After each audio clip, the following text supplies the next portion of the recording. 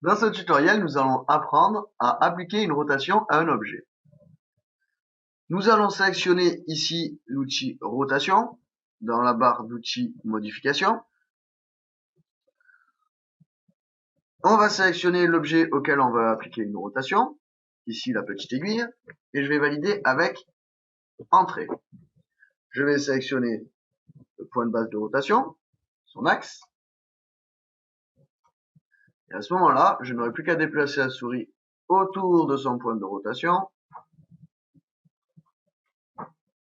pour pouvoir choisir un endroit où je vais placer la petite aiguille. Et je termine par un clic gauche.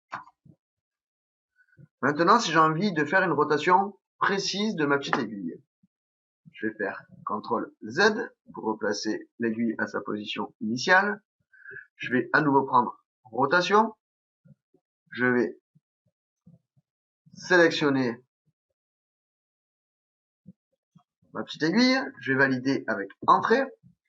Je vais prendre ici son point de base comme tout à l'heure. Et au lieu de déplacer ma souris, je vais tout simplement rentrer la valeur. La valeur de l'angle que j'ai envie de décrire. AutoCAD, comme le montre le petit symbole qu'il y a à côté de l'aiguille, tourne dans le sens inverse des aiguilles d'une montre. Il tourne suivant le sens trigonométrique entre l'axe des abscisses et l'axe des ordonnées. Donc si j'ai envie par exemple de venir placer mon aiguille parfaitement ici, sur 45, je vais tout simplement entrer 45 degrés. Et je vais valider avec entrée. Si je veux lui appliquer une rotation de 45 degrés de plus, je vais à nouveau appuyer sur entrée pour relancer la dernière commande. Je vais cliquer à nouveau sur la petite aiguille. Je vais valider avec entrée. Je vais sélectionner mon point de base. Et on va venir ici. Et se rendre compte que entre supérieur et inférieur, j'ai 45 qui est entré. C'est que c'est la valeur par défaut, à savoir la dernière valeur entrée. Si j'appuie maintenant sur entrée, je vais donc appliquer une rotation de 45 degrés à ma petite aiguille. Je vais appuyer sur CTRL et Z pour replacer mon aiguille à sa position initiale. Et nous allons voir maintenant comment est-ce qu'on peut faire pour faire en sorte qu'il y ait des crans. Par exemple, tous les 15 degrés. On va venir par exemple à 15 degrés, 30, 45, 60, etc. Je vais venir ici sur repérage polaire, ou alors je vais appuyer sur la touche F10. Je vais venir cliquer ici pour sélectionner un angle d'incrémentation. Je vais prendre par exemple 15 degrés. Je vais rappeler ma rotation. Je vais sélectionner mon objet. Je vais valider avec entrée et choisir le point de base. Je vais me mettre un petit peu à l'extérieur du cadran. On voit que à côté de mon curseur, il y a marqué polaire la distance. En fait, c'est à combien je suis placé à partir du centre.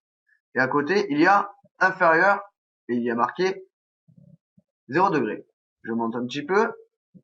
Tac, j'arrive à 15 degrés.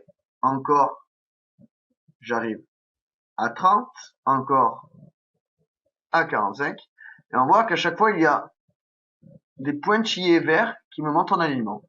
Il suffit que je clique à l'endroit où il y aura marqué 45 pour que je sois parfaitement à 45 degrés. Maintenant, nous allons voir comment fonctionnent les rotations avec référence. Je vais donc prendre rotation. Je vais choisir mes deux aiguilles. Je vais valider avec entrée. Je vais sélectionner comme tout à l'heure mon point de base. Et cette fois, je vais cliquer sur référence.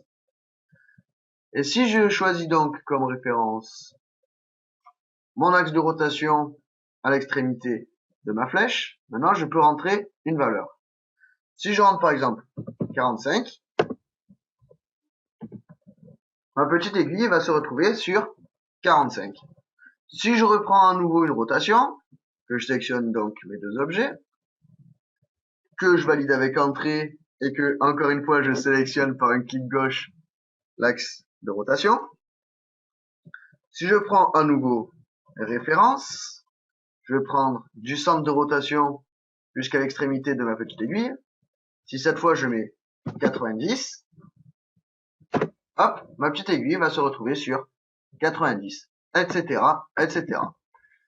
Maintenant, si je place de manière aléatoire, donc en désélectionnant mon repérage polaire,